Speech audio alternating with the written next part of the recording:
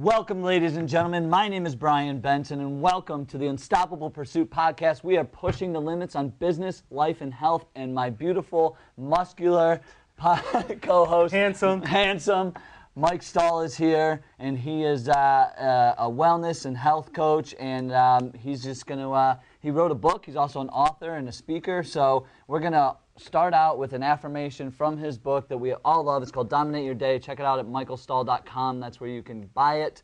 365 days of daily devotionals, motivation. It's a great book. So he's going to start out. And today we're talking about authenticity. So that's what this is about. And I quote from Dominate Your Day, "There's a story about a young man who wanted to climb the success ladder. He was always looking for his next deal and his next account. All he wanted to do was take all the time. Along the way, he lost sight of two of the most important principles in business, the ability to give and authenticity.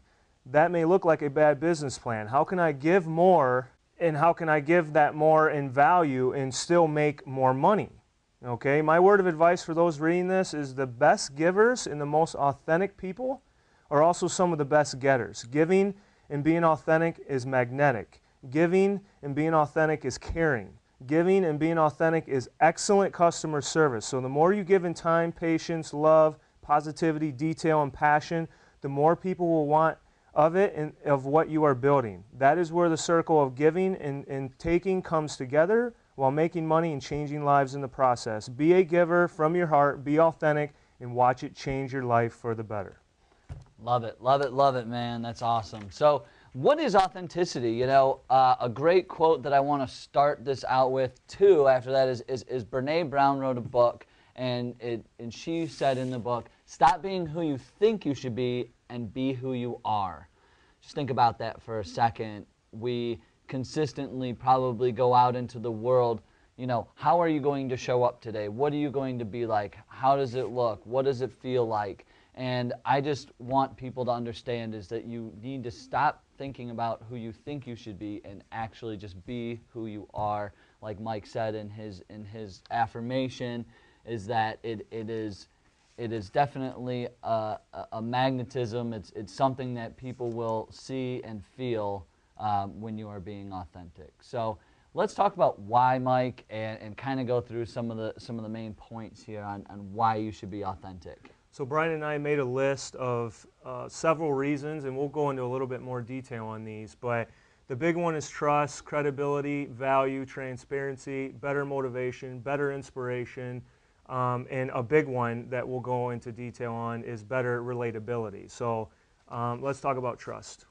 Yeah, I think when, you know, and I actually think, and we'll get down into this a little bit more into the weeds, but there is that know, like, trust spectrum in life. And I think when people do business with people, people hang out with people when they know, like, and trust them.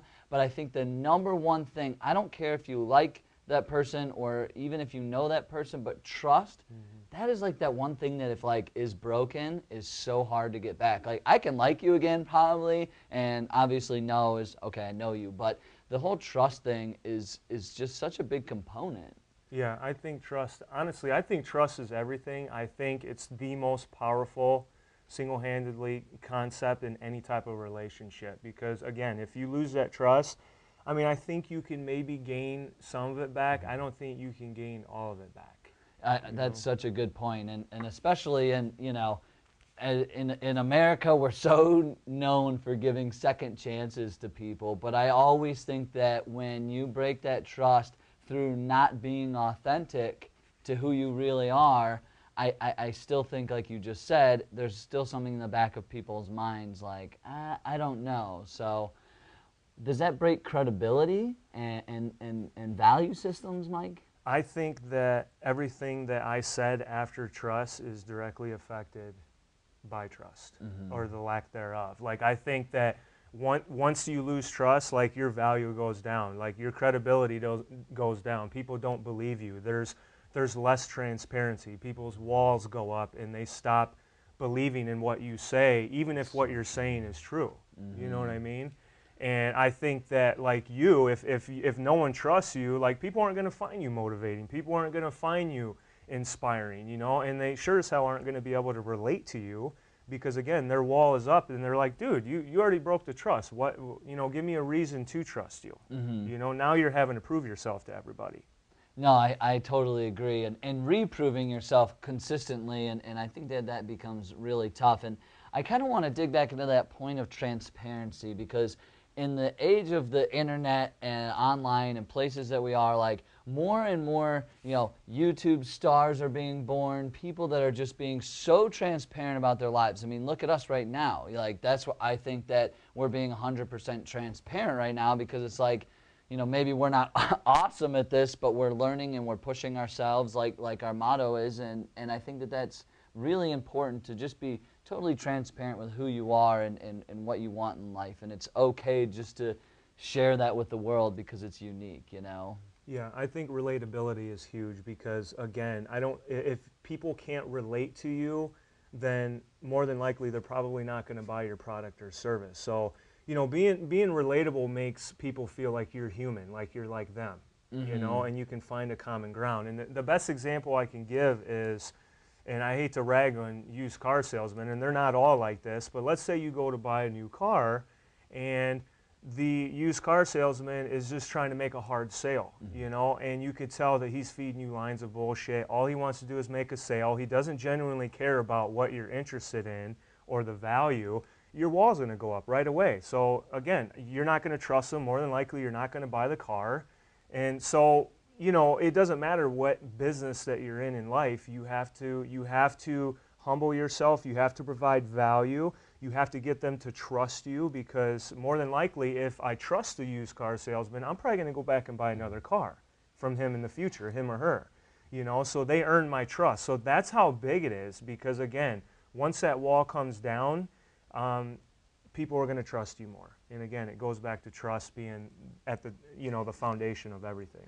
I agree with you, and I was just thinking that as you were speaking. I thought, geez, we are really going back into this trust factor, but it does come down to, like, relatability. When I can trust somebody, I can relate to them more because they're being open to me, and I can relate to that fact, and the reality is, we are all unique, unrepeatable people. Like, there is nobody out there in the world that is exactly like you. And so that's what is so great about being authentic, is like, you are the only person, you are the only Mike Stull in this world. Like, that is it. There's nobody else like you, dude. Like, you can't find somebody with your exact DNA anywhere. And I think that is the biggest thing that people need to understand, is like, be authentic, be who you really are, because it's so cool. Because be who you are, because everyone else is already taken. Yeah, that's exactly right. That is a great quote. That is a great quote. It is so true. And I love the whole unique, unrepeatable people. I think that is so just interesting to me. But let's talk about personally now, Mike, in this what personally happens when we are not authentic. Because I think we'll go into personal stories in a second here after this, but I think let's just talk about, because we've been in, not authentic all the time. Like, that's just reality. I'll, be the first to admit it. I have not been authentic 100% of my whole life. Trust me. And I'll tell you about that. But I'm working on it every single day. Just like everything we do in life, we have to consistently work on and push ourselves. But talk about that. Well, I think that some things happen with yourself when this happens, and there's some things that happen around you as well. So obviously for yourself, you're going to lose a sense of who you are. I mean, you can only pretend so long that you're somebody that you're not before really the real you is going to either come through. It's going to come out in a time of adversity, or someone's going to force it to come out. And whether or not they like it, I don't know what's going to happen with that. But since you're faking it, don't fake it. You're going to lose a sense of personal fulfillment. Like, at the end of the night, again, like I said in a previous podcast, like, you need to be happy and fulfilled when you lay your head down on the pillow at night. So that's a major key and factor. Losing a sense of rawness, I think that's another big one. We'll go into that in a little bit. You can only maintain it for so long. The big thing I think about not being authentic is that people do see it a mile away. Like for me, I have really good intuition that when I know someone's bullshitting me or lying to me or they're not being authentic, like I can pick that up within like literally the first 5 minutes of conversation. Yes, you know what I mean? And then I don't want to fucking talk to the person anymore because you're not being authentic with me. Like I could go have a conversation with the wall, you know, and feel better about myself than talking with someone who's completely inauthentic. No, it's true though. It's true, right? I mean, I love this saying, and for those of you who have seen Jerry Maguire, I love that part where the kid's in the back seat, and he goes, you know, did you know that bees and dogs can smell fear, and humans can smell BS and they can smell inauthenticity. Like they just can. I mean, like you said, you can see it a mile away. You can just tell when someone's not being genuine. And it's like, why are you doing that? It's such a turnoff, you know what I mean? Like, it doesn't make you want to hang out with that person. Yeah. I mean, think about like just your spouse or your boyfriend or girlfriend. Like literally, if they were inauthentic and fake, like you wouldn't even like put an ounce of effort into that person. Yeah. You know, and so, I mean, that kind of goes all the way across the board, whether it's in business or whatever the case may be. I mean, yeah, it's just like, it's a huge turnoff. Yeah, and I think one of a great quote that you know Mike and I both really like by Kurt Cobain is, "I'd rather be hated for who I am than loved for who I am not." I'd rather be hated for who I am than loved for who I'm not, and I think that is 100% authenticity. One, Kurt Cobain, yeah, I mean, minus the drug abuse and things and mental, you know, instability there, he never went out and did things he didn't want to do, you know what I mean? Like, he always was just like, I'm going to play, like, he was actually like an introvert and a shy person, but he just went out there and just like, okay, this is me, like, who cares, like, and whether you like it or not, I'm going to do this. Exactly. And he became one of the biggest grunge stars of our generation. Like, so that's what I'm saying is that authenticity can be so important to your success as well, because you made a great point, and it was like you can only maintain it for so long. Say you're trying to climb the corporate ladder. Say you're trying to start a business. Like, people, like, if you are trying to climb the ladder in life and you are doing it in a shady, sneaky kind of way, like, that will come out, won't it? Yeah. You know, definitely. I mean... Yeah, it'll definitely come out. I mean, again, people are going to smell that a mile away. I can't think of one business, honestly, that has been extremely successful and the customer did not trust them. Yeah. I mean, right. It's such a simple concept. It's so black and white, you know, it's so simple. So, and speaking of personal stories, Brian, I want you to give your personal story on, you know, maybe there was a time where your authenticity was challenged and maybe you felt like trying to be someone you're not. Yeah, absolutely, dude. And I have a really big one because it was almost about 6 years of being unauthentic, like, to myself. And it comes down to self-awareness. But I remember when I first came out of school, I joined my dad's insurance business. Now, you know, I was a communications major. My thing is people, like, you know, but I didn't think about that at the time. When I was in the insurance business, I thought I had to be this mathematician, this super whiz on these products and things. So we'd go to meetings and I would just act so weird. And I was just like trying to, like, I remember sitting there, seriously, I remember sitting there just like sweating and things because, like, I was trying to act like, oh yeah, this works like this, but I had no clue, but I tried to act like I was so smart. I mean, I'm not the sharpest tool in the shed, just the shiniest. Let's just, like, get that out of the table. But it was just one of those days. Flat Brian over here making his way across the table. But that's how I felt, Mike. It was very, and you know what? I was so unhappy. At the end of the day, I would go home and I go, that just did not feel good to me. And guess what? I never made one sale within those early years, especially those early years. I figured it out down the road around like the 4th or 5th year. But the first like 3 years, I thought, and I didn't make one sale or anything. And it was because I truly think it was people can smell BS. People can see I was not being who I really was. They thought to themselves, this dude is weird. I'm fine with being weird. Like, I embrace the weirdness. It's just like, makes me happy. But now I do, you know. Yeah. But What about you, Mike? Tell me your story, and because it's so good to share these things with the audience, I think. I think the one thing, before I share my personal story, what I heard you say is that you were unhappy when you were inauthentic. So that goes back to what we talked about before. I think the people that are authentic are happier people overall. So I just wanted to make that point. But for my personal story is when I first got into the health and wellness industry, I literally thought that I needed to be the most muscular, ripped, shredded human being on planet Earth. Like I thought that I needed to look like one of those, you know, bodies, skeletal bodies that showed all the muscles and stuff, you know, like literally, like, and I felt that like I needed to eat chicken and broccoli like 6 or 7 times a day to get shredded. Like it was just very unrealistic. It was unsustainable, but I felt like in order for people to believe me, that's what I needed to do. You know what I mean? But what I quickly realized was that people would look at me and think, well, I'm never going to be able to do what you do. That's too lofty. You know, that's too much. And so I realized that when I shared with my clients that, no, I go and eat tacos, I eat burgers and fries, I eat pizza, I skip workouts sometimes, like, they're like, oh shit, you know, like, I'm just like Mike, but maybe he's a little bit more consistent with me, but I think I can do that.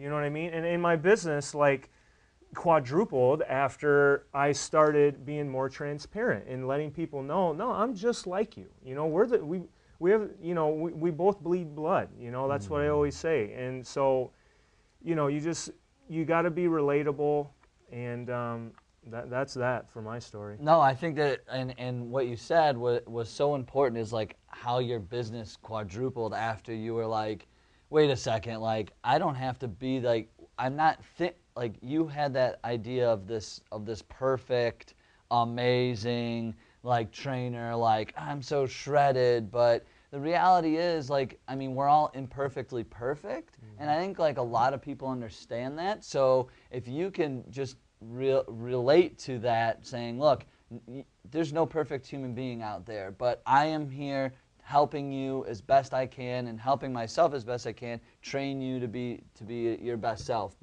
And that's what I think is really cool, is how your business quadrupled just by being more transparent, open, and authentic. Yeah, I was more honest, and you know what, I was happier myself too, because then, one, I didn't have to lie about what I was eating. Two, I didn't have to like eat broccoli and chicken every day. Yeah, well, that too. I mean, dude, you get burnt out eating that way, you know. But again, it's got to be sustainable, and you know, with people being able to relate to me. Like before, like when I would walk into a presentation and tell them that they needed to eat this and eat that, and I was really, really muscular, like the women would think, like, what does this guy know about training a female? Yeah. Like, I can't relate to this guy. He's telling me to do this and do that, and his goals are different. So when I really started, like, you know, just getting on the ground level and just being who I was and telling real stories like what we're telling now, that's when people started to really buy into my concepts. Yeah. No, I think that's so important. So I think that what we're really showing is a lot of trust, self-awareness, you know, happiness, relatability. I think it's also,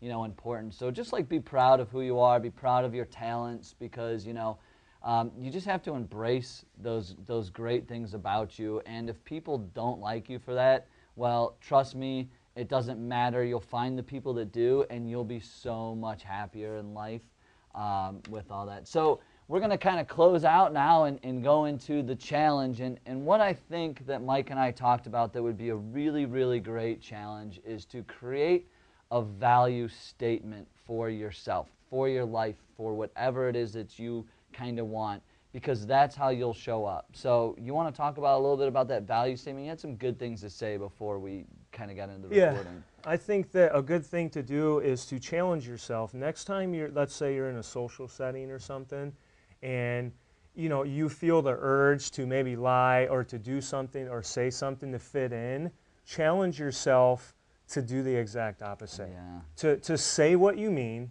or say what you feel so that they know what you mean.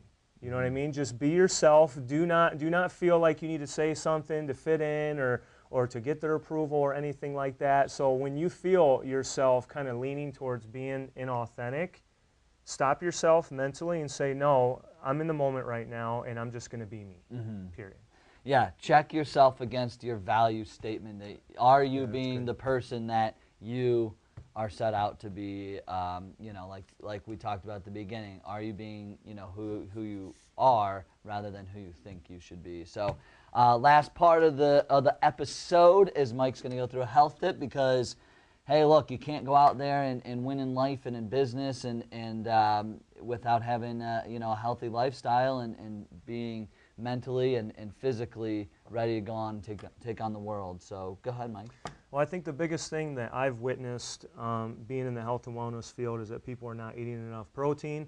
I'm going to put Brian on the burner here because he came to me and he's like, oh, I'm not seeing results and, you know, I'm frustrated and this and that. And once I checked to see how much protein that he was actually eating, he was not eating hardly any protein at all. That's what I was looking like. You know, so protein is very thermogenic. It has the ability to help burn body fat. And whether you're male or female, it doesn't matter. Protein is just as important. Now, you know, how much protein you eat is dependent upon what your personal goals are. But there's a lot of research and studies prove that if you were to not change anything other than just eat more protein, you could burn up to about 20% more calories during the day. You know, like eating protein helps speed up the metabolism. So you need to eat protein. It's the most important macronutrient out of proteins, fats, and carbs. You need to prioritize it. I mean, honestly, for myself, every time I go to eat, I say, if this doesn't have protein in it, like, I'm not going to eat it. That's how important it is. Yeah.